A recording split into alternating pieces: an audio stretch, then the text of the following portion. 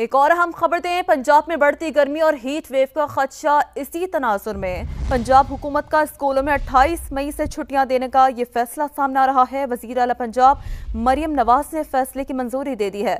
پنجاب بھر کے اسکولوں کے اوقات کار بھی تبدیل کر دیے گئے ہیں۔ اسکول صبح 7:30 بجے سے 11:30 بجے تک کھلیں گے۔ فیصلے کا اطلاق تمام سرکاری اور نجی اسکولوں پر ہوگا۔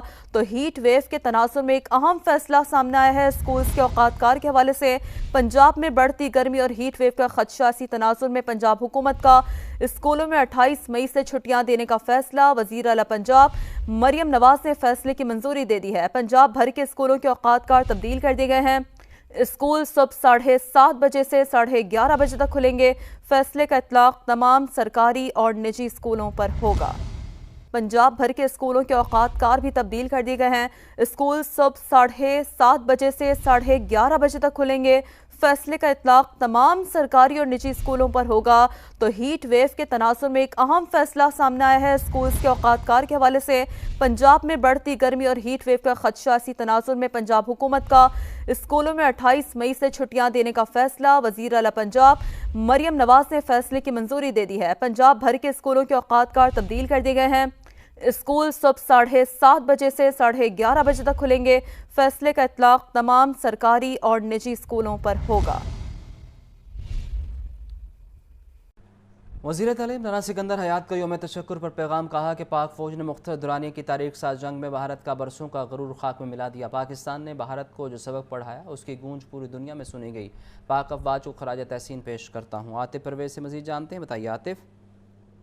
جی بالکل، وزیر تعلیم رانا سکندر حیات نے کہا ہے کہ یوم تشکر ہماری افواج کی بہادری اور صلاحیتوں کے اعتراف کا دن ہے، جن کی پلاننگ کی بدولت حالیہ پاک بھارت مختصر دورانی کی تاریخ ساز جنگ جو ہے وہ فتح قرار پائی ہے۔ یہ جنگ برسوں کا غرور توڑ کر اس کی اوقات میں واپس لائی ہے۔ انہوں نے کہا کہ ہندو بنیے کی مکاری اور جھوٹا پروپیگنڈا بھی اس کے کام نہ آ سکا۔ رانا سکندر حیات نے کہا کہ مسلم لیگ نون کی تاریخ 10 مئی اور 28 مئی جیسے جرأت مندانہ فیصلوں کی گھنٹی ہے۔ نواز شریف کی قیادت میں مسلم لیگ نون نے تمام طاقتوں سے بے پرواہ ہو کر 10 مئی اور 18 مئی کو تاریخ رقم کی۔ اب کی مرتبہ بھی افواج پاکستان نے بھارتی جارحیت کا منہ توڑ جواب دینے کے ہوئے جو سبق پڑھایا ہے اس کی گونج پوری دنیا میں سنی گئی۔ وزیر تعلیم نے کہا کہ حالیہ جنگ دشمن کی چال اور پاکستان کے جواب سے لے کر تاریخ کے ایک نئے باب تک مشتمل تھی۔ ہماری رقم کردہ تاریخ نصاب میں شامل ہو کر ہمیشہ کے لیے زندہ ہوگی۔ رانا سکندر حیات نے کہا کہ مکار دشمن کے جدید ہتھیاروں نے اس دھوکہ دیا اور دنیا بھر میں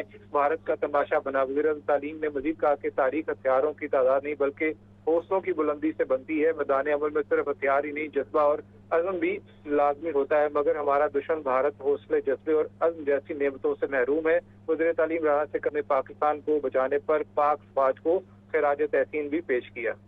$7 ارب کے نئے IMF قرض پروگرام ایکسٹینڈڈ فنڈ فیسلٹی کے تحت IMF نے پاکستان پر کچھ نئی شرائط لگائی ہیں اور ساتھ ہی پرانی شرائط پر سختی سے عمل کرنے کی ہدایت بھی دی ہے۔ ماہرین کے مطابق یہ نئی شرائط ایک عام پاکستانی کی زندگی کو ڈائریکٹلی امپیکٹ کر سکتی ہیں۔ ایسی ہی کچھ اہم شرائط کے بارے میں بات کرتے ہیں۔ بجلی اور گیس مزید مہنگی ہو سکتی ہے۔ IMF نے حکومت کو کہا ہے کہ بجلی اور گیس کے نرخ ہر سال لاگت کے مطابق بڑھائے جائیں۔ تجزیہ کار مہتاب حیدر کہتے ہیں کہ یہ اقدام اس لیے لیا جا رہا ہے تاکہ سرکولر ڈیٹ یا گردشی قرضہ جو کئی 100 ارب روپے تک پہنچ چکا ہے قابو میں آئے، لیکن اس کا مطلب یہ ہے کہ عام صارف کو مزید مہنگے بل بھرنے پڑ سکتے ہیں۔ زرعی آمدن پر ٹیکس۔ زرعی ٹیکس کی وصولی کی IMF کی اس شرط سے متعلق پاکستان کی 4 صوبائی اسمبلیاں پہلے ہی قانون سازی کر چکی ہیں، لیکن اب IMF چاہتا ہے کہ زرعی ٹیکس کی وصولی کے لیے اس مالی سال کے آخر تک پاکستان طریقہ کار واضح کر لے۔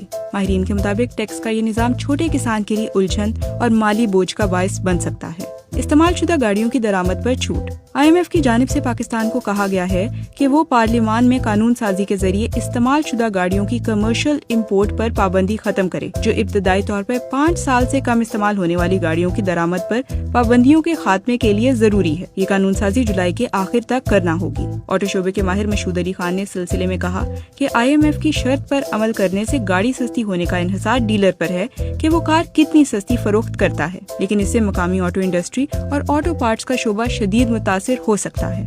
بجٹ بھی IMF کے مطابق بنے گا۔ इस दफा पहली बार शर्त रखी गई है कि पाकिस्तान का नया बजट स्टाफ लेवल मुआहिदे के तहत बनेगा। इस सिलसिले में महताब हैदर का कहना है कि फिलहाल दिफाई बजट तो कम नहीं होगा, ताहम तरक्याती बजट पर कट लग सकता है। इसी तरह हुकूमत बज़ाहिर बजट में बड़े बड़े मंसूबों का ऐलान तो कर सकती है, ताहम इन हालात में लगता है कि इन्हें शुरू या मुकम्मल नहीं किया जा सकेगा। आला सरकारी अफसरान के असासे जाहिर करने की शर्त। IMF ने एक बार फिर जोर दिया है कि ग्रेड 21 और 22 के अफसरान के असासे पब्लिक किए जाएं। माहिरीन के मुताबिक ये शर्त शफाफियत और एहतसाब के लिए अहम है, लेकिन अभी तक इस पर पेशरफ्त सुस्त है। टैक्स अमूर के माहिर डॉक्टर इकरामुल हक ने कहा कि IMF ने मिलिट्री और सिविल सर्विस दोनों के अफसरान के असासों को पब्लिक करने का कह रखा है, ताहम इब्तदाई तौर पर सिविल अफसरान के असासों को जाहिर करने का कहा गया है।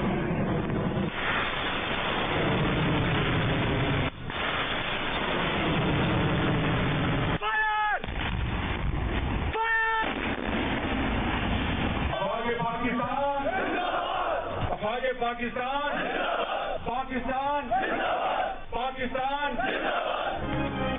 हुकूमत पाकिस्तान ने जनरल आसिम मुनीर को फील्ड मार्शल के ओहदे पर तरक्की दे दी। दुश्मन को शिकस्त से फाश देने पर जनरल आसिम मुनीर को फील्ड मार्शल के ओहदे पर तरक्की दी गई। वजीर आजम शहबाज शरीफ के जेर सदारत वफाकी काबीना के इजलास में अहम फैसले। Air chief marshal Zaheer Babar Sidhu की मुद्दत मुलाजमत पूरी होने पर उनकी खिदमत जारी रखने का भी मुतफिका फैसला।